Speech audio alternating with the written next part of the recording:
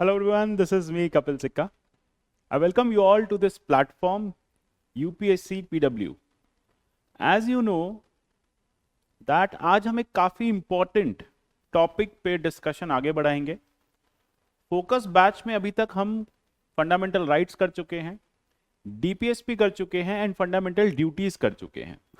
आज हमारा एजेंडा जो रहेगा that will be parliament. Parliament के कुछ न्यूआंसेस जानेंगे, एग्जैक्टली समझने की कोशिश करेंगे कि पार्लियामेंट में क्या क्या कॉम्पोजिशन है, पार्लियामेंट की हिस्ट्री क्या है और साथ ही साथ पार्लियामेंट इंडिया में कैसे फंक्शन करती है. ये चैप्टर थोड़ा थियोरेटिकल रहेगा. इसमें हम ये भी देखेंगे कि पार्लियामेंट और प्रेसिडेंशियल में से कौन सा बेटर है, दोनों के अपने अपने क्या बेनिफिट्स हैं, अपने क्या एट्रीब्यूट्स हैं, दोनों के क्या पॉजिटिव साइड्स हैं, दोनों की क्या नेगेटिव साइड्स हैं. ये सारी चीजें आज हम डिस्कस करेंगे. तो शुरू करते हैं लेक्चर को और स्टार्ट करते हैं पार्लियामेंट. स्टार्ट करने से पहले एक मैं बेसिक क्वेश्चन आपसे पूछना चाहूंगा कि पार्लियामेंट होता क्या है.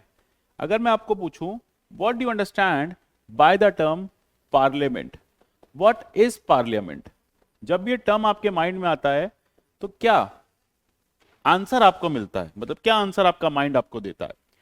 तो सबसे पहले जानेंगे पार्लियामेंट होता क्या है. देखिए, पार्लियामेंट एक ऐसी ऑर्गेनाइजेशन है, एक ऐसा इंस्टीट्यूशन है, एक ऐसी सुप्रीम लेजिस्लेटिव बॉडी है जो इंश्योर करती है कि कंट्री के लॉज लोगों की विल के अकॉर्डिंग बने. मतलब कह सकते हैं पार्लियामेंट जो है वो कंट्री में या किसी भी कंट्री में, चाहे वो इंडिया हो, ब्रिटेन हो, एक लॉ मेकिंग बॉडी है जो लॉ फॉर्मेशन पे फोकस करती है. यानी एक सुप्रीम लेजिस्लेटिव बॉडी है. काम उसका यही है कि जितने भी पॉलिटिकल यूनिट्स हैं कंट्री में वो ठीक से फंक्शन करते रहें, जो भी लोगों की विल है वो ठीक से इनकॉर्पोरेट हो और लॉज जो हैं वो लोगों की विल के अकॉर्डिंग बने. तो इसलिए हम कहेंगे कि पार्लियामेंट टर्म रेफर करता है एक नेशनल लेजिस्लेचर को. लेजिस्लेचर मतलब एक ऐसी जगह जो जहां पे लॉज बनाए जाते हैं. लेजिस्लेचर मतलब एक ऐसी ऑर्गेनाइजेशन जो लेजिस्लेट करती है और लॉज बनाती है. तो कह सकते हैं पार्लियामेंट क्या है, एक नेशनल लेजिस्लेचर है और ये टर्म आपको बताएगी, या फिर ये एक ऐसी इंस्टीट्यूशन है जो आपके लिए लॉज बनाती है. अब बात करते हैं कि हिस्ट्री क्या है. क्या पार्लियामेंट सिर्फ इंडिया में ही रही आज तक? क्या पार्लियामेंट और भी जगह पे थी? पार्लियामेंट की कोई तो हिस्ट्री होगी. इंडिया में आने से पहले किसी और कंट्री में तो एग्जिस्ट करती होगी.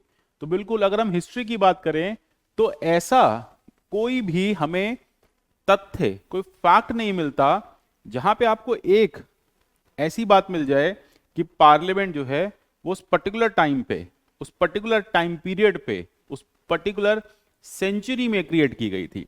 सो अल्टीमेटली ये कहा गया कि नेचुरली जब किंग ऑफ इंग्लैंड, आपको याद होगा हमने बात करी थी मैग्ना कार्टा की, जब किंग ऑफ इंग्लैंड पावर्स जो हैं वो डिस्ट्रीब्यूट कर रहे थे, पावर जो है लोगों को दे रहे थे और साथ ही साथ लोगों के अकॉर्डिंग लॉज बना रहे थे, तब एक पार्लियामेंट का इवोल्यूशन होने लगा. यानी एक ऐसा टाइम आया जहां पे डेली पॉलिटिकल नीड्स को पूरा करने के लिए एक इंस्टीट्यूशन बनाया गया. उस इंस्टीट्यूशन में डेली डिबेट्स होने लगी, उस इंस्टीट्यूशन में रिप्रेजेंटेशन होने लगा, उस इंस्टीट्यूशन में लोग जो हैं वो आके बैठने लगे, मतलब जो रिप्रेजेंटेटिव्स हैं, और अल्टीमेटली लॉ मेकिंग का प्रोसेस जो है वो स्टार्ट हुआ. और ऐसे करते करते क्या हुआ, ऐसे करते करते एक फुल फ्लेजेड पार्लियामेंट जो है वो स्टैब्लिश हो गई और ब्रिटिश पार्लियामेंट वर्ल्ड की one of the oldest parliament बन गई. तो इस तरह से आपने देखा कि हिस्ट्री यही है पार्लियामेंट फॉर्मेशन की. अब हम क्योंकि यहां पे बात करेंगे पार्लियामेंट की, तो यहां पे हम ये बात देखेंगे कि इंडियन पार्लियामेंट एग्जैक्टली क्या है. देखो, हमने पार्लियामेंट का जो सिस्टम है वो ब्रिटिश सिस्टम से लिया. ब्रिटेन ने काफी लंबे टाइम तक हम पे रूल किया. सो ऑब्वियसली बात है कि जो ब्रिटेन का पॉलिटिकल सिस्टम है, जो ट्रेडिशनल पॉलिटिकल सिस्टम है, उसका इन्फ्लुएंस और इंपैक्ट इंडिया पे आना था. और ये हुआ भी कि इंडियन पार्लियामेंट भी इसी तरह से इवोल्यूशन में आई. तो हमने क्या देखा कि एक हिस्ट्री के बाद इंडिया में एक इंडियन पार्लियामेंट का फॉर्मेशन होता है और उस पार्लियामेंट के फॉर्मेशन में हमने यहां पे लोकसभा, राज्यसभा और प्रेसिडेंट को रखा। तो हम बात करेंगे कि इंडियन पार्लियामेंट में एग्जैक्टली एक ऐसा कॉन्सेप्ट रखा गया जिसमें एग्जीक्यूटिव और लेजिस्लेचर को साथ साथ पार्ट बनाया गया। उससे यह इंश्योर किया गया कि लॉज जो हैं वो प्रो पीपल हो। उससे यह इंश्योर किया गया कि अकाउंटेबिलिटी स्टैब्लिश हो पाए, और यह इंश्योर किया गया कि जितने भी लॉज बन रहे हैं वो कॉन्स्टिट्यूशन के अकॉर्डिंग हो। ठीक है, तो जैसे ही कॉन्स्टिट्यूशन ऑफ इंडिया जो है वो फोर्स में आया 1950 में, वैसे ही आपको पार्लियामेंट का फॉर्मेशन दिखा। पहले तो जो हमारी कॉन्स्टिट्यूंट असेंबली थी उसने कंटिन्यू किया, इंटरिम गवर्नमेंट बनी, लेकिन 1952 में हमने जनरल इलेक्शंस कराए, और जनरल इलेक्शंस के बाद पार्लियामेंट जो है वो फाइनली इलेक्ट होके आई। और इसी इलेक्शन के साथ आपको पार्लियामेंट में दिखे legislators as well as executives.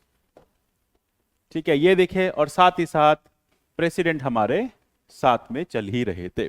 तो इस तरह से पार्लियामेंट का फॉर्मेशन इंडिया में देखा गया। देखिए, जो हमारी क्लास का मेन फोकस है वो इंडिया के पार्लियामेंट के फॉर्मेशन पे है। इसके अलावा अगर हम बात करें आर्टिकल 74, 75, ये दोनों इंपॉर्टेंट है, इसको समझेंगे और एग्जैक्टली कैसे पार्लियामेंट फॉर्मेशन में हेल्प करते हैं। देखो 74, 75 ये कहते हैं कि इंडिया में एक पार्लियामेंट्री सेटअप होगा। कैसा होगा पार्लियामेंट्री सेटअप? एक प्राइम मिनिस्टर होंगे जो कि गवर्नमेंट के रियल हेड बनेंगे, और ultimately with the help of council of ministers वो प्रेसिडेंट को एड एंड एडवाइस करेंगे। सेम फंक्शनरी आपके स्टेट लेजिस्लेचर्स में भी होंगे, सिमिलर काइंड के फंक्शनरी आपको स्टेट्स में भी दिखेंगे। तो अगर हम 74 की बात कर रहे हैं तो थोड़ा इन डेप्थ 74 जान लेते हैं। 74 क्या कहते हैं? कहता है कि there shall be council of ministers with prime minister, मतलब council of minister plus PM, ये मिलके क्या करेंगे? ये मिलके एड एंड एडवाइस करेंगे प्रेसिडेंट को। प्रेसिडेंट उनकी एड और एडवाइस के अकॉर्डिंग काम करेंगे। यानी हमें यह पता चल गया कि इस तरह से पार्लियामेंट्री सेटअप जो है हमारी कंट्री में आया। इसके साथ साथ अगर कोई भी एडवाइस प्रेसिडेंट को समझ नहीं आती है तो प्रेसिडेंट एक बार उस एडवाइस को रिकंसिडरेशन के लिए भेज सकते हैं। तो सिंपल फंडा यहां पे यही है कि किस तरह से एक पार्लियामेंट बनी, पार्लियामेंट में पीएम आए, देन साथ में काउंसिल ऑफ मिनिस्टर्स आए, मिलकर इन्होंने प्रेसिडेंट को एडवाइस दी। प्रेसिडेंट को अगर वो एडवाइस एक बार में समझ नहीं आती है तो वो एक बार उसका रिकंसिडरेशन मांग सकते हैं, कहते हैं जरा फिर से रिकंसिडर करके बताओ। अगर मैटर स्ट्रेट फॉरवर्ड रहता है तो वो स्ट्रेट फॉरवर्ड ही चलेगा। उसके बाद दूसरी बात आ जाती है कि यहां पे जितनी भी एडवाइसेस दी जा रही हैं पीएम से प्रेसिडेंट को, काउंसिल से प्रेसिडेंट को, उसको कोर्ट में इंक्वायर नहीं किया जाएगा। देखो वैसे तो सुप्रीम कोर्ट कह चुका है कि अगर कोई भी advice council of minister president को देते हैं तो कोर्ट उसे चेक कर सकता है, कोर्ट उसके पीछे का रीजन चेक कर सकता है। अब एक और इंपॉर्टेंट आर्टिकल आ जाता है इसमें, आर्टिकल 73। 73 क्या कहता है? प्राइम मिनिस्टर जो है वो अपॉइंट किए जाएंगे प्रेसिडेंट द्वारा। ठीक है, तो प्राइम मिनिस्टर का अपॉइंटमेंट कौन करेगा? प्रेसिडेंट। ठीक है, तो प्राइम मिनिस्टर होंगे कौन? सबसे पहले तो आप ये समझिए कि एक लेजिस्लेटर ही प्राइम मिनिस्टर बनेंगे, मतलब एक एमपी इलेक्ट किए जाएंगे। ठीक है, रूलिंग पार्टी के हेड होंगे, जो भी इलेक्शन जीत के आएगी तो रूलिंग पार्टी के हेड होंगे। फिर वो अपना रिप्रेजेंटेशन देंगे प्रेसिडेंट को, प्रेसिडेंट को बताएंगे कि देखो मेरे पास पूरी तरह से एक मेजॉरिटी है गवर्नमेंट बनाने की। प्रेसिडेंट उनका अपॉइंटमेंट कर लेंगे कि ठीक है आपके पास नंबर्स हैं, आपके नंबर्स इतने हैं लोकसभा में, आपने लोकसभा में मेजॉरिटी दिखा दी है, तो अब मैं आपका अपॉइंटमेंट करता हूं। तो इससे क्या पता चल रहा है हमें कि प्राइम मिनिस्टर को अपॉइंट कौन करेगा? प्रेसिडेंट। बाकी मिनिस्टर्स को कौन अपॉइंट करेगा? प्रेसिडेंट अपॉइंट करेंगे on the advice of prime minister. Point number 1, जितने भी मिनिस्टर्स हैं वो, या जो भी प्राइम मिनिस्टर हैं, इनका ड्यूरेशन क्या होगा? देखिए याद रखिएगा, एक मेंबर ऑफ पार्लियामेंट का ड्यूरेशन होता है, वो होता है 5 इयर्स, या फिर जब तक लोकसभा रहे। ठीक है, जैसे कोई पर्सन 2019 में इलेक्ट हुआ, अब वैसे तो अगर 5 साल लोकसभा चलेगी और सब कुछ ठीक चलेगा तो वो 5 साल तक के लिए एमपी रहेगा। लेकिन अगर पहले लोकसभा खत्म हो जाती है, ठीक है, तो फिर या वो रिजाइन कर देता है तो उसका टर्म वहां खत्म हो जाता है। लेकिन हम बात करते हैं यहां पे प्रेसिडेंट के टर्म की। हम बात करते हैं प्राइम मिनिस्टर के टर्म की, प्राइम मिनिस्टर के टर्म की, काउंसिल ऑफ मिनिस्टर के टर्म की। ये कब तक रहते हैं? ये रहते हैं प्लेजर ऑफ प्रेसिडेंट, ठीक है, जब तक प्रेसिडेंट को समझ में आए तब तक। ऐसे में प्रेसिडेंट के पास ये पावर होती है कि अगर उनको लगे कि प्राइम मिनिस्टर के अगेंस्ट मेजॉरिटी खत्म हो गई है, प्राइम मिनिस्टर का सपोर्ट चला गया है, तो फिर वो प्राइम मिनिस्टर को हटा सकते हैं। सिमिलरली 75 क्लॉज 3 की बात करेंगे तो ये कहता है कि काउंसिल ऑफ मिनिस्टर जो है वो कलेक्टिवली रिस्पॉन्सिबल होंगे हाउस ऑफ पीपल के। यहीं से पता चलता है हम फिर से पार्लियामेंट्री सिस्टम है। ये फैक्ट्स मैं क्यों बता रहा हूं? इसलिए बता रहा हूं जो ये बताएंगे हम कैसे कैसे पार्लियामेंट्री सिस्टम है। यानी जो काउंसिल ऑफ मिनिस्टर्स हैं ये किसको रिस्पॉन्सिबल होते हैं? They are responsible to the Lok Sabha, ठीक है, लोकसभा को रिस्पॉन्सिबल होते हैं। अभी हम बाद में बात करेंगे किस तरह की रिस्पॉन्सिबिलिटी है। देन उसके बाद नेक्स्ट आती है कि सैलरीज जो है मिनिस्टर्स की वो पार्लियामेंट टाइम टाइम पे डिसाइड करेगी, और ये सैलरीज कहां लिखी हैं? सेकेंड शेड्यूल में लिखी हैं। तो हमें से भी पता चल गया कि सेकेंड शेड्यूल में सैलरीज जो हैं वो दिखेंगी, मिलेंगी। देन उसके बाद फाइनली एक और चीज है, before a minister enter upon his office president shall administer to him oath. यानी अगर कोई मिनिस्टर ऑफिस में आता है तो किसकी ड्यूटी है? मतलब कोई भी मिनिस्टर अगर अपॉइंट किया जाता है तो ओथ दिलाने की ड्यूटी किसकी है? प्रेसिडेंट की है। ये ओथ का जो प्रोसेस है ये प्रेसिडेंट पूरा करेंगे, और कैसे करेंगे? थर्ड शेड्यूल के अकॉर्डिंग करेंगे, ठीक है। तो इस तरह से हमें पता चल रहा है कि हम कैसे पार्लियामेंट्री सिस्टम बने। देखो थियोरेटिकल एस्पेक्ट्स हैं, पहले ये सारी चीजें समझेंगे। अच्छा एक बात और है कि क्या कोई पर्सन बिना एमपी बने काउंसिल ऑफ मिनिस्टर बन सकता है? बिल्कुल। अगर कोई पर्सन पहले मिनिस्टर बन गया तो ये पॉसिबल है, पर्सन पहले मिनिस्टर बन सकता है और फिर उसके बाद उसको 6 मंथ के अंदर अंदर ईदर हाउस ज्वाइन करना होगा, लोकसभा या राज्यसभा, कोई भी एक हाउस ज्वाइन करना होगा। तो ये बेसिक न्यूआंसेस हैं। अच्छा अभी अभी हमने बात करी थी कि हमारे जो काउंसिल ऑफ मिनिस्टर्स होते हैं उनकी लोकसभा के प्रति एक रिस्पॉन्सिबिलिटी होती है, ठीक है, कलेक्टिव रिस्पॉन्सिबिलिटी होती है। तो ये रिस्पॉन्सिबिलिटी किस किस तरह से सेट की गई है?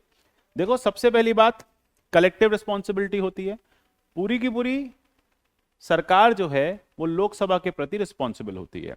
अगर इस गवर्नमेंट के अगेंस्ट नो कॉन्फिडेंस मोशन आ जाए, नो कॉन्फिडेंस मोशन मतलब ये ऑपोजिशन ये कह दे कि इनके पास तो नंबर नहीं है, मतलब इनके पास मेजॉरिटी नहीं है, हमारा इनमें कॉन्फिडेंस खत्म हो चुका है, तो ऐसे में गवर्नमेंट जो है वो रिमूव हो जाएगी। पीएम रिजाइन कर दें, रिमूवल, ठीक है। सिमिलरली इंडिविजुअल भी होती है, एक अकेला काउंसिल ऑफ मिनिस्टर ये भी रिस्पॉन्सिबल होता है, उसका रिमूवल मांगा जा सकता है, लेकिन लीगल रिस्पॉन्सिबिलिटी यहां पे नहीं होती। तो ये एक डिफरेंस भी है, याद रखना, ब्रिटिश पार्लियामेंट में लीगल रिस्पॉन्सिबिलिटी होती है, इंडिया में नहीं होती। लीगल मतलब लेटस से कोई रेल मिनिस्टर है, उनके टाइम पे उनके टेन्योर पे एक्सीडेंट हो गया, रेल एक्सीडेंट हो गया, तो वो लीगली रिस्पॉन्सिबल नहीं है, ठीक है। हाँ ठीक है, पार्लियामेंट में क्वेश्चन पूछे जाएंगे उनसे, पार्लियामेंट में पूछा जाएगा उनसे कि ऐसी क्या दिक्कत है जिसकी वजह से ये सब हो रहा है, लेकिन उनको फोर्स नहीं किया जाएगा, उनकी कोई लीगल रिस्पॉन्सिबिलिटी नहीं है इसके पीछे। तो ये ब्रिटेन में है, इंडिया में नहीं है। तो हमने क्या देखा कि पार्लियामेंट के सबसे पहले वो इंपॉर्टेंट एस्पेक्ट्स जो कि कॉन्स्टिट्यूशनली लिखे हुए हैं, यानी council of minister, prime minister, ठीक है, तो ये हमने देखा। तो अब हमें ये पता चल गया कि हम पार्लियामेंट्री सिस्टम किस तरह से हैं, इस तरह से हैं कि हमारे पास प्रेसिडेंट है आर्टिकल 52 से, ठीक है, इनडायरेक्टली इलेक्टेड है, इनका इलेक्शन कहां होता है? इनका इलेक्शन आर्टिकल 54 में एक इलेक्टोरल कॉलेज करता है। देन उसके बाद 74 में हमारे पास काउंसिल ऑफ मिनिस्टर हैं और पीएम हैं, ये मिलकर गवर्नमेंट चलाएंगे। 75 में ये काउंसिल ऑफ मिनिस्टर और पीएम के बारे में क्या क्या इंपॉर्टेंट एस्पेक्ट्स हैं ये मेंशन है, जैसे कि इनका रिमूवल का प्रोसेस, ठीक है। सिमिलरली कोई नॉन एमपी कैसे गवर्नमेंट में आएगा 6 महीने के लिए, मतलब 6 महीने के टर्म बिना एमपी बने। तो ये सारी चीजें हमने अभी तक देखी, तो इससे हमें ये पता चलता है कि हम एक पार्लियामेंट्री सेटअप का पार्ट है। इसके बाद और क्या क्या ऐसे कैरेक्टरिस्टिक्स हैं जिससे हमें ये पता चलता है कि हमारे पास, ये तो पार्लियामेंट्री एग्जीक्यूटिव्स हो गए, ये सब क्या हो गए, पार्लियामेंट के एग्जीक्यूटिव्स हो गए ये दोनों, ठीक है। अब बात आती है कि बाकी लोगों का क्या है, पार्लियामेंट के बाकी फंक्शनरीज का क्या है। तो उसके लिए हमें चलना होगा आर्टिकल 79 पे। 79 क्या कहता है? 79 says that there shall be a parliament, ठीक है। उस पार्लियामेंट में कौन कौन मेंबर होगा, मतलब पार्लियामेंट का कौन कौन कॉन्स्टिट्यूएंट होगा, कैसे पार्लियामेंट का गठन किया जाएगा। तो इसमें बताया जाता है कि we have a president, then Lok Sabha, then Rajya Sabha.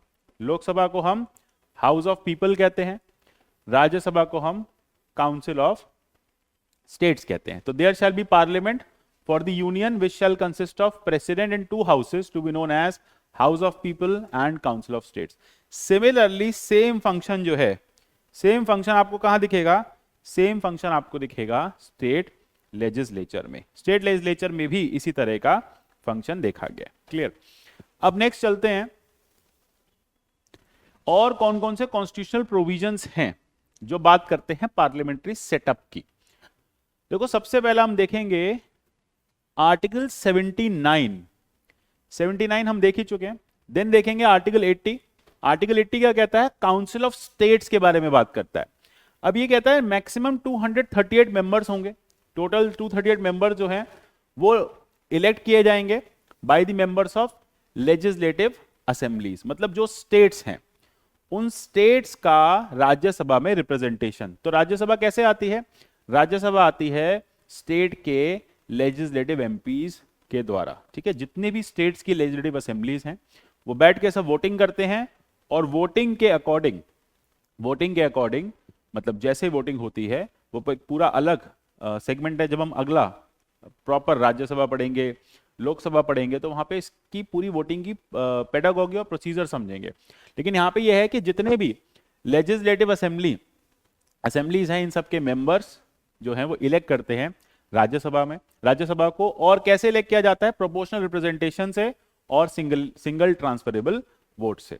ये हो गए आपके 238 मेंबर्स, एंड उसके बाद 12 नॉमिनेटेड मेंबर्स भी होते हैं। तो इस समय टोटल स्ट्रेंथ जो है वो 245 है, ठीक है। पूरी सीट्स नहीं भरी हुई। देन उसके बाद आर्टिकल 74 हम बात कर ही चुके हैं, आर्टिकल 75 की हम बात कर चुके हैं। आर्टिकल 81 ये कहता है लोकसभा के बारे में। आर्टिकल 85 क्या कहता है कि प्रेसिडेंट जो है वो टाइम टू टाइम समन कर लेंगे हर एक हाउस को, और ये बात इंश्योर किया जाएगा कि हर हाउस 6 महीने के अंदर अंदर एक सिटिंग करे, यानी पार्लियामेंट जो है वो बैठे और डिबेट एंड डिस्कशन करे। तो याद रखना काफी नेसेसरी है। देखो डेमोक्रेसी में अगर पार्लियामेंट्री सिस्टम है तो वो इसीलिए रखा गया है जिससे डिबेट एंड डिस्कशंस हो, क्योंकि जब डिबेट एंड डिस्कशंस होंगे तभी लॉज जो हैं वो लोगों के अकॉर्डिंग बनेंगे। देन उसके बाद एक स्पीकर की बात हम करें तो स्पीकर का प्रोविजन रखा गया है, चेयरपर्सन का प्रोविजन रखा गया है कि हाउस चलाने के लिए कौन मॉनिटर होगा, हाउस को कौन मैनेज करेगा। हाउस को मैनेज करेंगे स्पीकर, डिप्टी स्पीकर, लोकसभा को चेयरमैन, डिप्टी चेयरमैन मैनेज करेंगे राज्यसभा को। तो ये सारे प्रोविजन जो आप देख रहे हैं आर्टिकल 102, उसको हम डिटेल में अगली क्लास में करेंगे, तो इसके लिए कंफ्यूज नहीं होना कि किस तरह से मेंबर्स को हटाया जाता है, किस तरह से लॉज जो है वो लाए जाते हैं, और किस तरह से अमेंडमेंट का प्रोसीजर यहाँ पे दिया हुआ है। इसी तरह से सिमिलरली आपको स्टेट में भी ये प्रोविजंस मिलेंगे, जैसे कि काउंसिल ऑफ मिनिस्टर्स स्टेट में भी same, council of minister chief minister के साथ मिलके गवर्नर को एड एंड एडवाइस करेंगे। सिमिलरली चीफ मिनिस्टर का अपॉइंटमेंट गवर्नर करेंगे, बाकी काउंसिल ऑफ मिनिस्टर का अपॉइंटमेंट चीफ मिनिस्टर के कहने पे गवर्नर करेंगे। लेजिस्लेचर होगी हर स्टेट में। तो याद रखना एक चीज याद रखना, ये जब हम बात करते हैं नेशनल लेवल की, तो नेशनल लेवल पे हम कंपल्सरीली बाय कैमरल हैं। बाय कैमरल मतलब 2 हाउसेस। जबकि अगर हम बात करें स्टेट लेवल की, तो स्टेट लेवल पे हम यूनी एंड बाय कैमरल दोनों हैं। कहीं पे we have legislative assembly, legislative council, और कहीं पे we have only legislative council. अब आप जल्दी से मुझे उन 6 स्टेट्स के बारे में बताओ, 7 स्टेट्स के जहां पे आपको एक काउंसिल मिलती है। ठीक है, तो ये आप कमेंट सेक्शन में बताओगे। अगली क्लास में जब हम डिटेल में काउंसिल पढ़ेंगे तो वहां मैं आपको बताऊंगा। देन उसके बाद सेम डिस्क्वालिफिकेशन, किस तरह से मेंबर्स हटाए जा सकते हैं, कैसे गवर्नर के पास पावर है हाउस को समन करने की, गवर्नर के पास पावर है इंश्योर करने की कि हाउस की जो अपनी सिटिंग्स हैं, जो मीटिंग्स हैं, वो चलती जा रही हैं। ठीक है, देन उसके बाद सेम लेजिस्लेटिव असेंबली के लिए भी कहा गया है कि वहां पे भी स्पीकर, डिप्टी स्पीकर होंगे, और इस तरह से मैटर्स आगे बढ़ेगा। अच्छा, बात करते हैं कि ये तो हो गया इंडियन पार्लियामेंट का एक तरह से फॉर्मेशन। कॉन्स्टिट्यूशनल क्या क्या प्रोविजंस हैं जो इंडिया में पार्लियामेंट्री सिस्टम की बात करते हैं। अपार्ट फ्रॉम दैट, अगर आपसे पूछा जाए कि फीचर्स बताइए, पार्लियामेंट्री सिस्टम के क्या क्या फीचर्स हैं, ऐसी क्या चीजें हैं जिससे हम कहते हैं हमारे पास पार्लियामेंट्री सिस्टम है। सबसे पहले हम क्या कहेंगे कि जितनी भी मॉडर्न डेमोक्रेटिक गवर्नमेंट्स हैं वो आप 2 तरह से डिवाइड कर सकते हो। ठीक है, तो कौन सी 2 तरह से हम डिवाइड कर सकते हैं? नंबर 1,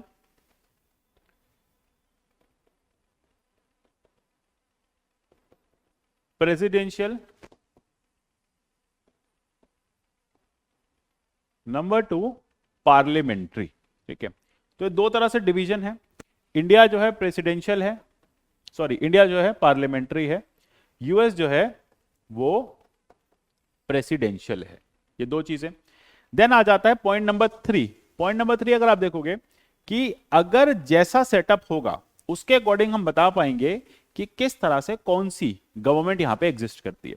जैसे अगर आप देखोगे कि एग्जीक्यूटिव और लेजिस्लेचर का आपस में रिलेशन है। मैंने अभी आपको क्या पढ़ाया? मैंने अभी आपको पढ़ाया आर्टिकल 74। 74 क्या कहता है कि लेजिस्लेचर एंड एग्जीक्यूटिव, इनका आपस में क्या रिलेशन है? ठीक है, ये रिलेशन है कि जो हमारे काउंसिल ऑफ मिनिस्टर्स हैं वो एमपी भी हैं, तो दोनों आपस में एक रिलेशन स्टैब्लिश करते हैं। इससे हमें पता चलता है पार्लियामेंट्री सेटअप है। दूसरी चीज आप देखेंगे कि पार्लियामेंट्री सिस्टम में एग्जीक्यूटिव्स की रिस्पॉन्सिबिलिटी सेट होती है। हमने पढ़ा आर्टिकल 75 में कि यहां पर भी एग्जीक्यूटिव्स क्या हैं? दे आर रिस्पॉन्सिबल कलेक्टिवली और इंडिविजुअली। ठीक है, रिस्पॉन्सिबिलिटी जो है वो स्टैब्लिश करी गई। इससे हमें पता चला कि हम एक पार्लियामेंट्री सेटअप में का पार्ट हैं। अब आता है नेक्स्ट कि प्रेसिडेंशियल गवर्नमेंट कैसी होती है। देखो, प्रेसिडेंशियल गवर्नमेंट में सबसे पहली बात है कि कोई रिस्पॉन्सिबिलिटी नहीं होती टुवर्ड्स पार्लियामेंट। प्रेसिडेंट बिल्कुल भी पार्लियामेंट की तरफ रिस्पॉन्सिबल एज सच नहीं होते। ठीक है, जवाबदेही उनकी नहीं होती। और सबसे बड़ी बात है कि दोनों के दोनों कॉन्स्टिट्यूशनली इंडिपेंडेंस में काम करते हैं। There is a complete independence in the system. तो पार्लियामेंट अपना अलग काम करती है, जैसे यूएस में क्या होता है कि प्रेसिडेंट अपना अलग काम करते हैं। देन यूएस की जो कांग्रेस है वो अपना अलग काम करती है। दोनों का आपस में कोई एज सच डिपेंडेंस नहीं है। तो आप याद रखिएगा कि parliamentary system is all about interdependence. This is all about interdependence and this is all about independence। तो एक तरफ इंटरडिपेंडेंस, एक तरफ इंडिपेंडेंस, ये 2 इंपॉर्टेंट चीजें आपको याद रखनी है। ठीक है, देन उसके बाद नेक्स्ट फीचर्स क्या है? अगर हम पार्लियामेंट्री सिस्टम की बात करें तो यहां पे एक कैबिनेट सिस्टम आपको दिखेगा। ठीक है, कहा जाता है कि कैबिनेट जो है वो न्यूक्लियस है पूरी की पूरी गवर्नमेंट का। तो क्या होता है कि ये एक कैबिनेट है, लॉ सारे ड्राफ्ट करती है, डिजाइन करती है, गवर्नमेंट सारा गवर्नेंस फंक्शन देखती है, और ये कहां है? पार्लियामेंट के अंदर ही है कैबिनेट। सो अल्टीमेटली कैसे ये लॉस का फर्दर लेजिस्लेशन देखती है। ठीक है, जबकि आप क्या देखोगे इन यूएस से कैबिनेट जो है वो इन जनरल या फिर प्रेसिडेंट की जो अपनी कैबिनेट है वो अलग है, जो पूरा अलग मैटर है, और पार्लियामेंट वहां पे अलग सेटअप है। तो इस तरह से यहां पे ये दोनों सेटअप आपको डिफरेंट दिखेंगे। देन सिमिलरली अगर हम प्रेसिडेंशियल सिस्टम की बात करें तो कोई रिस्पॉन्सिबिलिटी नहीं है, कोई पार्लियामेंट्री सेटअप नहीं है, ठीक है, कहीं पे भी एक दूसरे से लेना देना नहीं है, और अपने अपने अलग सिस्टम में काम करते हैं। जैसे हमने यूएसए ब्राजील के केस में देखा कि यहाँ पे एग्जीक्यूटिव्स अलग काम करते हैं। अब हम अगर बात करें अलग अलग कॉन्स्टिट्यूशनल एक्सपर्ट्स की, तो क्या कहते हैं अलग अलग कॉन्स्टिट्यूशनल एक्सपर्ट्स? जैसे आइवर जेनिंग्स क्या कहते हैं, पार्लियामेंट्री सिस्टम एक कैबिनेट सिस्टम ही है, क्योंकि कैबिनेट उसका सबसे इंपॉर्टेंट पार्ट है। अभी हमने देखा ना कि सरकार पार्लियामेंट का सबसे इंपॉर्टेंट पार्ट है। तो गवर्नमेंट जो है वो सारे लॉज को ड्राफ्ट करना, गवर्नमेंट जो है कंट्री की गवर्नेंस का ध्यान रखना, जो लॉज बन के आ गए हैं पार्लियामेंट से उसके एग्जीक्यूशन को देखना, तो ये सब करती है। इसके साथ साथ आप देखेंगे इसीलिए हम इसको रिस्पॉन्सिबल गवर्नमेंट भी कहते हैं। हम क्या कहते हैं? Responsible government. तो हम यहां पे क्या लिखेंगे इस चार्ट में कि पार्लियामेंट्री सिस्टम एक तरह से रिस्पॉन्सिबल गवर्नमेंट की भी बात करता है, ठीक है। तो रिस्पॉन्सिबिलिटी हम सेट कर ही चुके हैं। देन उसके बाद ऑन दी अदर हैंड आप देखोगे कि इसी को वेस्टमिंस्टर मॉडल भी कहा जाता है, ठीक है। It is also described as Westminster. Usually Westminster क्या है? वेस्टमिंस्टर एक जगह थी जहां पे ब्रिटिश पार्लियामेंट स्टैब्लिश्ड है। तो और ब्रिटेन में सबसे पहले पार्लियामेंट्री सिस्टम जो है वो इवॉल्व हुआ। पूरे वर्ल्ड ने, चाहे वो ऑस्ट्रेलिया हो, चाहे वो कनाडा हो, इंडिया हो, पूरे वर्ल्ड ने ब्रिटेन से इस पार्लियामेंट्री सिस्टम को लिया। तो हम भी ये कहते हैं कि हमारे यहाँ भी वेस्टमिंस्टर काइंड ऑफ गवर्नमेंट है। तो जैसे ब्रिटेन में है वैसा ही सिस्टम हमने लिया, इसलिए इसको हम ये टर्म यूज करते हैं। क्लियर है? अच्छा, एक चीज और है कि एक टर्म यूज किया जाता है प्राइमस इंटर पेयर्स। जैसे ब्रिटिश कॉन्स्टिट्यूशन में या ब्रिटिश सिस्टम में प्राइम मिनिस्टर जो है वो प्राइमस इंटर पेयर्स होते हैं, वन अमंग इक्वल्स। तो इंडिया में भी कई बार कहा गया है कि इंडिया में भी ये प्रोविजन इस तरह से अप्लाई होता है। बहुत सारे कॉन्स्टिट्यूशनल एक्सपर्ट्स लिखते हैं कि प्राइमस इंटर पेयर्स का मतलब हुआ कि कैबिनेट मिनिस्टर में पीएम की भी वही पोजीशन है जो बाकी कैबिनेट मिनिस्टर्स की है, दो he is the head of the government, ठीक है।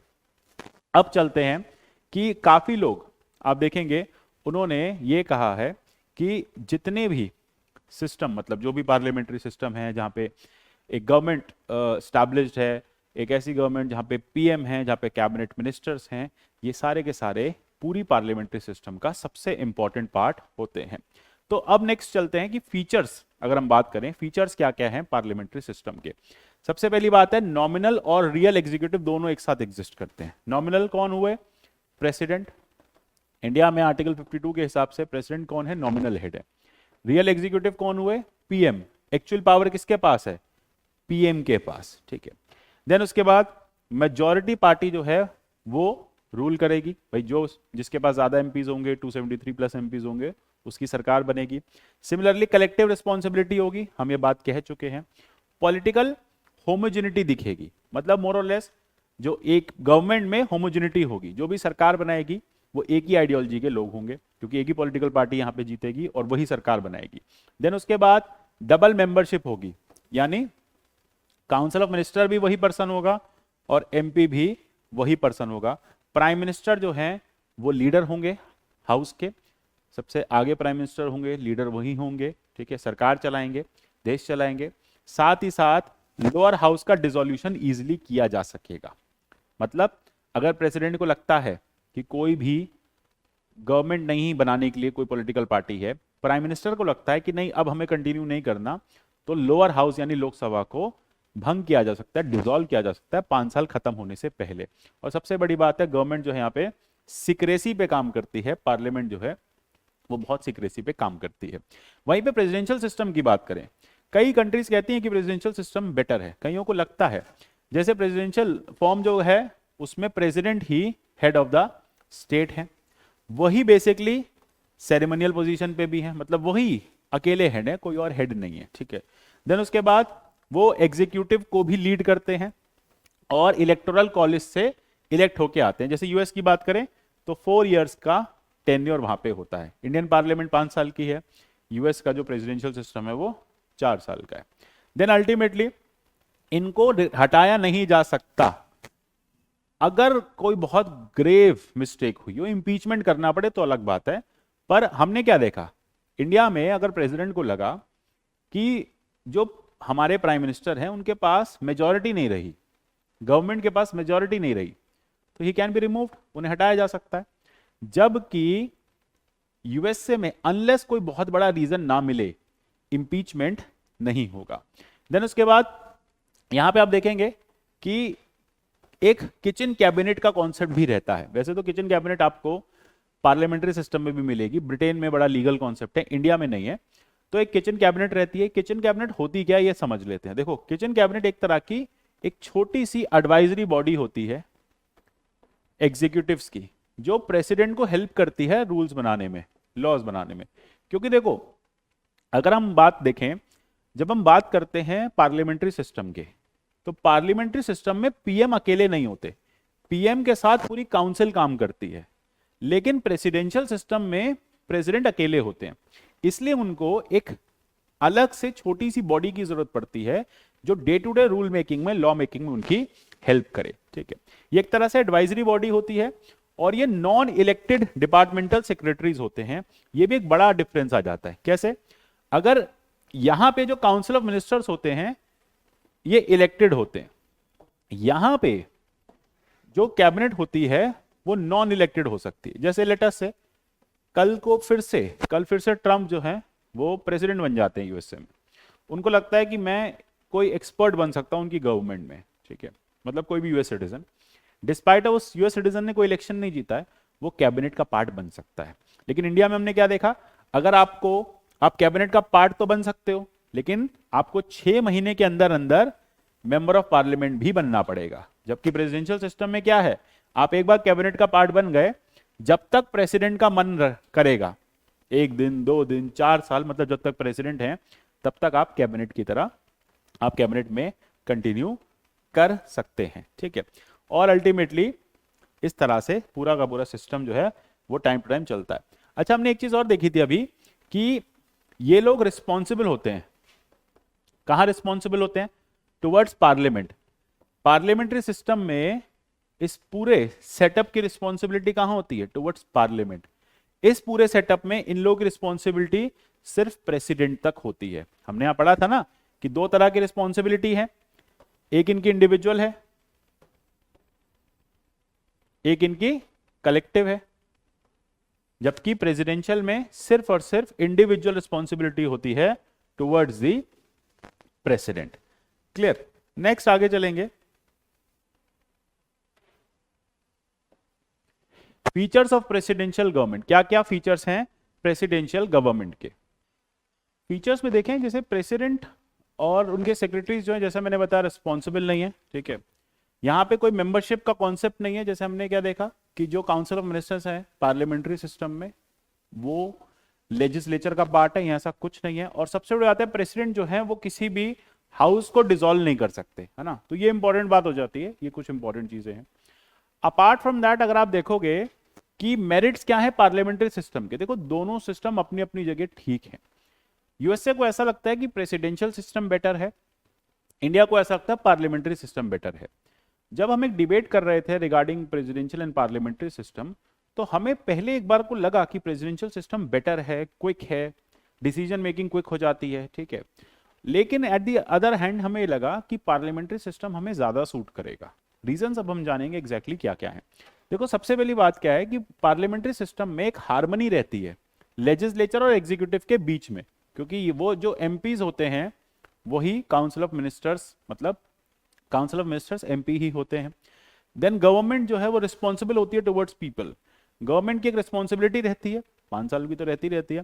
साथ ही साथ ऑपोजिशन जो है वो हमेशा गवर्नमेंट पे टारगेट बना के रखती है। उसको लगता है जहां पे भी गवर्नमेंट जो है वो फंक्शन नहीं कर पा रही है, गवर्नमेंट अपने काम ठीक से नहीं कर पा रही है, तो ऐसे सिनेरियो में गवर्नमेंट को हम क्वेश्चन करेंगे, गवर्नमेंट को घेरेंगे।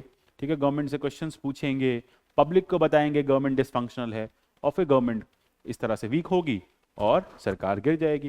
देन अल्टीमेटली डेस्पोटिज्म जो है वो भी नहीं रहता। डेस्पोटिज्म मतलब कोई भी पर्सन यहाँ पे एक तरह से ऐसा रूल नहीं कर सकता जो एंटी पीपल बने, है ना, डिस्पोटिक बने।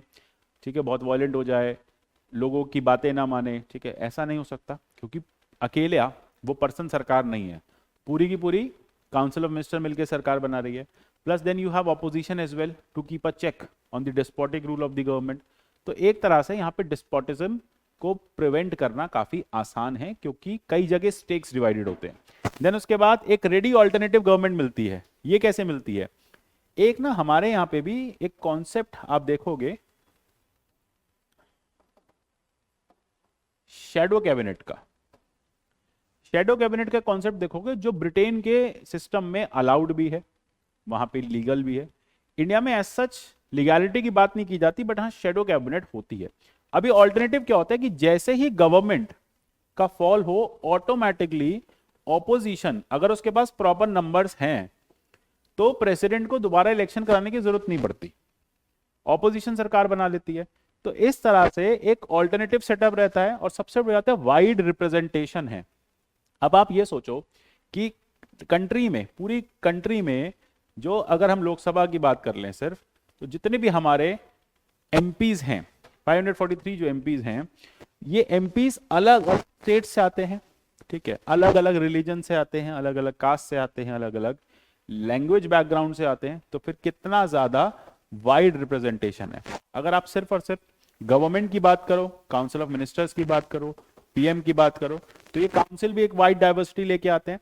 तो डाइवर्स होती है गवर्नमेंट, वाइड रिप्रेजेंटेशन होता है। जबकि प्रेसिडेंट में क्या होता है, एक ही पर्सन, अब वो जिस भी रिलीजन को बिलोंग करेगा उसी की चलेगी, मतलब वो उसी के साथ बेटर बिहेवियर करने की कोशिश करेगा। यहाँ पे सबका साथ सबका विकास किया जाता है, ये एक इंपॉर्टेंट है। लेकिन एट द सेम टाइम जैसा मैंने कहा कि ये गवर्नमेंट्स, पार्लियामेंट्री गवर्नमेंट्स बहुत अनस्टेबल भी होती है, इनकी स्टेबिलिटी का भी एक बड़ा इशू है, ठीक है। अब स्टेबिलिटी में क्या रहता है कि लेटस से अब अकेले पीएम से तो सरकार बनती नहीं, सारे एमपीज मिलकर सरकार बनाते हैं, सारे काउंसिल्स या 272 273 एमपीज मिलकर बनाएंगे। अब ऐसे में 10 एमपी नाराज हो गए, अब गवर्नमेंट बैठी हुई है 280 एमपीज लेके, 20 एमपी चले गए, तो गवर्नमेंट तो कभी भी गिर सकती है। तो कोई बड़ी बात नहीं है कि आज हमारी सरकार है कल किसी और की हो। तो ये एक बड़ी दिक्कत है कि बहुत अनसर्टेनिटी होती है पार्लियामेंट्री सिस्टम में, पॉलिसी का कंटिन्यूशन नहीं हो पाता, गवर्नमेंट बदल जाती है, पॉलिसी बदल जाती है। जैसे आपने महाराष्ट्र में देखा, पहले एक गवर्नमेंट थी, फिर रातों रात गवर्नमेंट चेंज हो गई, तो फिर दूसरी गवर्नमेंट की दूसरी पॉलिसीज आ गई। तो सिमिलरली पॉलिसी बहुत जल्दी चेंज होती है और कैबिनेट कई बार डिक्टेटर बन जाती है। ये एक बड़ी प्रॉब्लम है, कैबिनेट जो है वो पार्लियामेंट की बात नहीं मानती, डिक्टेटर बन जाती है और against the separation of power rule है। अब सेपरेशन ऑफ पावर क्या कहता है, ये कहता है लेजिस्लेचर, एग्जीक्यूटिव और जुडिशरी, ये तीनों अलग अलग रोल्स लेके बैठेंगे, ये तीनों अलग हैं, एक दूसरे से अलग रहेंगे। लेजिस्लेचर का काम है लॉ मेकिंग, एग्जीक्यूटिव का काम है लॉ इंप्लीमेंटेशन और जुडिशरी का काम है एडजुडिकेशन, यानी लॉस को चेक करना। लेकिन यहां पे पार्लियामेंट में क्या हो रहा है, लेजिस्लेचर और एग्जीक्यूटिव हमने पढ़ा ना आर्टिकल 74, तो क्या है एक दूसरे 75 एक दूसरे से ही आए हैं, ठीक है। तो सेपरेशन ऑफ पावर के अगेंस्ट हैं, यानी एक दूसरे के या क्रॉस मेंबरशिप है, तो इस वजह से सेपरेशन ऑफ पावर के अगेंस्ट माना जाता है। और कई बार कहा जाता है गवर्नमेंट बाय एमेच्योर्स। अब देखो हमने क्या देखा कि प्रेसिडेंट के केस में जो कैबिनेट है, प्रेसिडेंट ने जो कैबिनेट बनाई वो नॉन ऑफिशियल है। अब प्रेसिडेंट के पास चॉइस है, प्रेसिडेंट क्या करेंगे, डिफेंस मिनिस्टर उसको बनाएंगे जो आर्मी में रह के आया हो, एजुकेशन मिनिस्टर उसको बनाएंगे जिसके पास बड़ी एजुकेशन हो, ठीक है, जो टॉपर रहा हो हार्वर्ड से। तो वहां पे ऐसा होता है, यहां पे क्या होता है, भाई आप एक एमपी बन गए तो being a member of parliament अगर आप रूलिंग पार्टी से हैं तो आपके गवर्नमेंट में आने के चांसेस ब्राइट हो जाते हैं। तो इस तरह से कहा जाता है कि ये गवर्नमेंट बाय एमेच्योर्स होती है और प्रेसिडेंशियल फॉर्म जो है वो गवर्नमेंट बाय एक्सपर्ट्स होता है, ठीक है। इसको जल्दी से एक बार हम इस तरह से भी समझ लेते हैं डिफरेंसेस कि एक टेबल के थ्रू क्या बेटर है। देखो सबसे बड़ी बात है, पार्लियामेंट्री सिस्टम की बात करें तो डुअल एग्जीक्यूटिव का कॉन्सेप्ट हम देख चुके हैं, मेजॉरिटी पार्टी का रूल हम समझ चुके हैं, कलेक्टिव रिस्पॉन्सिबिलिटी की बात हम कर चुके हैं, डबल मेंबरशिप, लीडरशिप, ये सारी बातें हम कर चुके हैं। जैसे यहां पे हमने क्या देखा कि प्रेसिडेंशियल सिस्टम में सेपरेशन ऑफ पावर दिखेगा, यहां पे आपको क्या दिखेगा, फ्यूजन ऑफ पावर्स।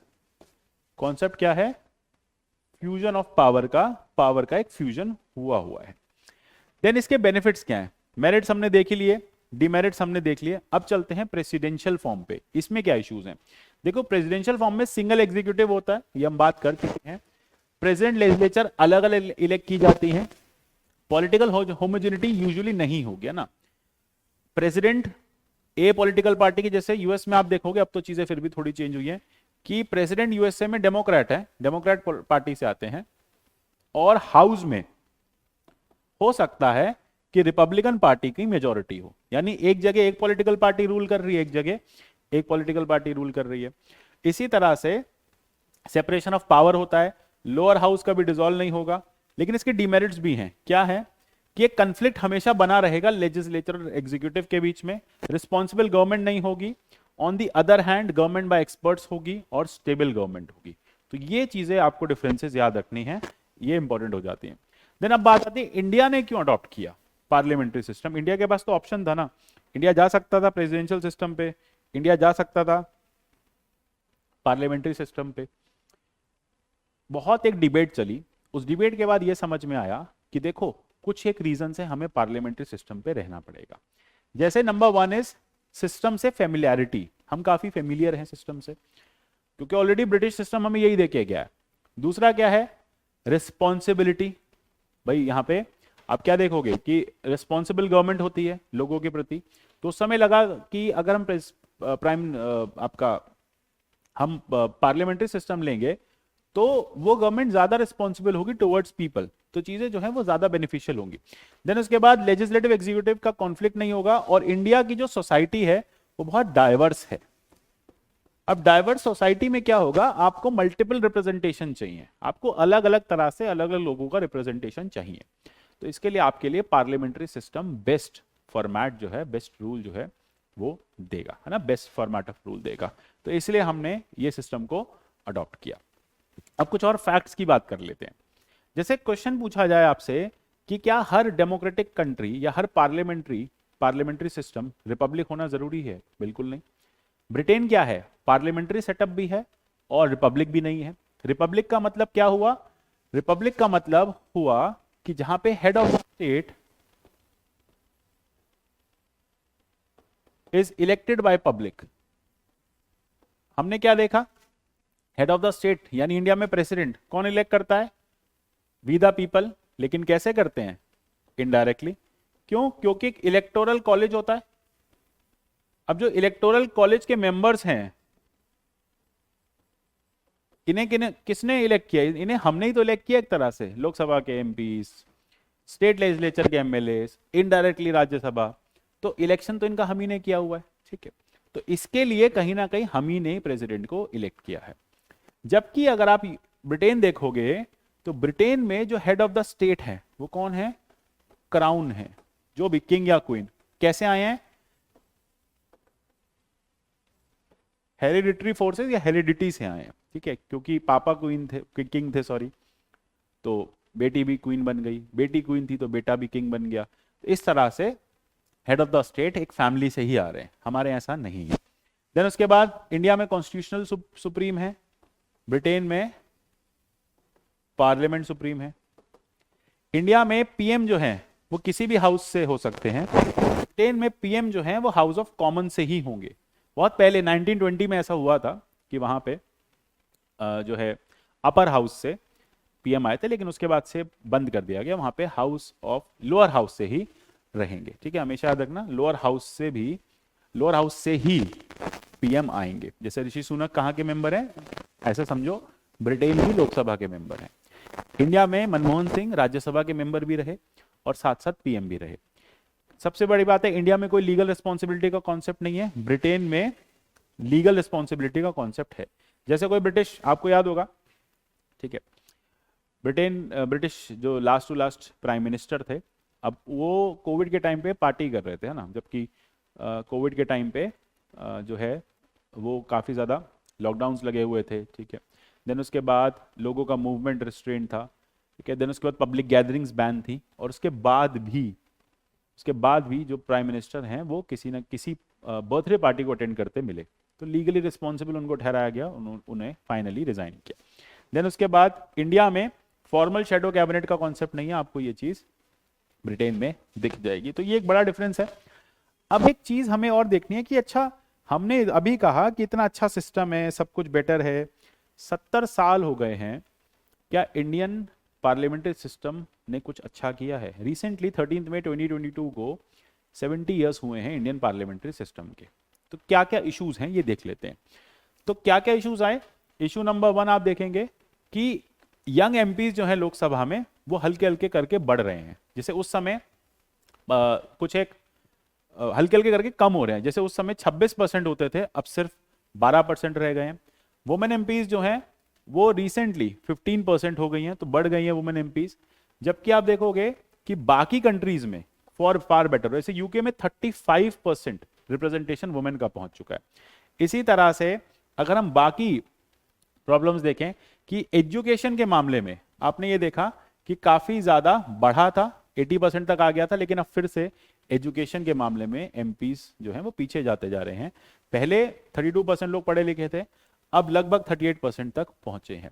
फिर आप ये देखेंगे कि अब एक मेंबर ऑफ पार्लियामेंट ज्यादा लोगों को रिप्रेजेंट करता है। जैसे 1952 में लगभग 38 करोड़ को एक एमपी कर, टोटल 3.6 टाइम्स हो गया, 38 करोड़ का था पॉपुलेशन, अब 136 करोड़ की हो गई है।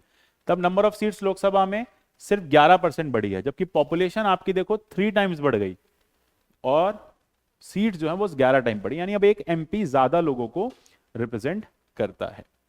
देन उसके बाद सिटिंग डेज कम हुए, एक बड़ी प्रॉब्लम रही है कि पहले ज्यादा बिल्स पास होते थे, पार्लियामेंट ज्यादा टाइम के लिए बैठती थी, ज्यादा डिस्कशंस करती थी, ज्यादा डिबेट करती थी। अब ये सिटिंग डेज जो है they have declined from an annual average of 121 days to 68 days. मतलब पहले साल भर में 121 दिन पार्लियामेंट काम कर रही थी, अब सिर्फ 68 डेज काम कर रही है। ये मैटर ऑफ कंसर्न है। बिल्स भी कम होते जा रहे हैं। जैसे पहले लगभग 355 बिल तक पास हो जाते थे एक हाउस में, एक लोकसभा में, और अब सिर्फ 192 बिल्स पास हो रहे हैं। देन उसके बाद पार्लियामेंट्री स्टैंडिंग कमिटीज भी कम होती जा रही हैं। जैसे पहले बहुत फ्रीक्वेंटली पार्लियामेंट्री स्टैंडिंग कमिटीज बनती थी, इसको हम वैसे डिस्कस करेंगे डिटेल में। होता क्या है, स्टैंडिंग कमिटीज या एडहॉक कमिटीज क्या होती हैं, ये वो कमिटीज होती हैं जो बेसिकली स्क्रूटनी करती हैं बिल्स की, बिल्स को स्क्रूटनाइज करती हैं, ठीक है, चेक करती हैं। जब कोई बिल पार्लियामेंट में आ जाता है तो उसके बाद अगर डिमांड हो तो कमिटी को भेजा जाता है। बजट जैसी चीजें हैं वो कंपलसरी जाती हैं। तो ऐसे में कमिटीज ये देखती हैं कि ठीक से लॉ बन रहा है या नहीं बन रहा है, इंपॉर्टेंट हो जाता है। ये सब चीजें डिक्लाइन होती दिख रही हैं, जबकि यूके में आप देखेंगे ज्यादा से ज्यादा कमिटी का फॉर्मेशन हो रहा है। सबसे इंपॉर्टेंट बात हो जाती है कि बजट पे जो डिस्कशन है लोकसभा में वो बहुत कम होता जा रहा है। जैसे पहले आप देखेंगे यूनियन बजट पे काफी ज्यादा डिस्कशन किया जाता था, अब वो डिस्कशन काफी कम होता जा रहा है। इनफैक्ट अब बहुत ज्यादा डिस्कशन दिखता भी नहीं है। देन ट्रस्ट वोट जो है वो कम हो गया है, ये एक अच्छी चीज है। जैसे पहले क्या होता था कि बहुत जल्दी जल्दी सरकारें गिर जाती थी, अब गवर्नमेंट अपने 5 साल बहुत जल्दी बहुत आराम से पूरा कर रहे हैं। तो ये एक अच्छी चीज है कि गवर्नमेंट की ड्यूरेशन स्टेबल है, गवर्नमेंट काफी स्टेबिलिटी देख रही है। ट्रस्ट वोट कम आ रहे हैं या नो कॉन्फिडेंस मोशन कम आ रहे हैं। नो कॉन्फिडेंस मोशन मतलब जब ऑपोजिशन ये कहती है कि हमने सरकार में ट्रस्ट खो दिया है, ठीक है, हमें अब इस सरकार को जाना चाहिए, तो इसके चलते लोकसभा के रूल्स का सेक्शन 198 ये कहता है कि ट्रस्ट वोट कराया जाए। मतलब सरकार बैठ के बताए कि उसके पास एडिक्वेट नंबर ऑफ एमपीज हैं। एडजर्नमेंट मोशन जो है ये काफी ज्यादा हो गए। एडजर्नमेंट मोशन मतलब हाउस का बार बार रुक जाना। आज सुबह लोकसभा स्टार्ट हुई, 2 घंटे में बंद कर दी गई, फिर 4 दिन तक नहीं हो पाई। तो जितना एडजर्नमेंट होगा उतना डिबेट्स कम होंगी, ठीक है। तो ये कहा जाता है कि डिबेट्स वगैरह कम होती जा रही हैं। अब हमने पार्लियामेंट की बात करी, तो पार्लियामेंट तो सब डिबेट से ही रिलेटेड है। डिबेट्स होंगी, डिस्कशंस होंगे, तभी अच्छे लॉज बनेंगे। और ऐसे में अगर फ्रीक्वेंट एडजॉर्नमेंट्स होंगे तो डिबेट्स बहुत ज़्यादा नहीं हो पाएंगी और अच्छे लॉज नहीं बन पाएंगे। तो फुली ये एक थ्योरेटिकल पार्ट आपको समझ में आया होगा, किस तरह से थ्योरेटिकल चीज़ें यहाँ पे हमने डिस्कस की। नेक्स्ट जो हमारा सेशन होगा उसमें हम एक एक इंस्टीट्यूशन को बहुत डिटेल में करेंगे। प्रेसिडेंट के ऑफिस को, प्रेसिडेंट के इलेक्शन के प्रोसेस को, प्रेसिडेंट के इम्पीचमेंट के प्रोसेस को, वाइस प्रेसिडेंट के रोल को, एंड पार्लियामेंट के इन जनरल रोल को, और bill making, law making process को। तो फुली चीज़ें सही हैं। मिलते हैं अगले इसी सेशन में, तब तक के लिए goodbye, take care and God bless you all.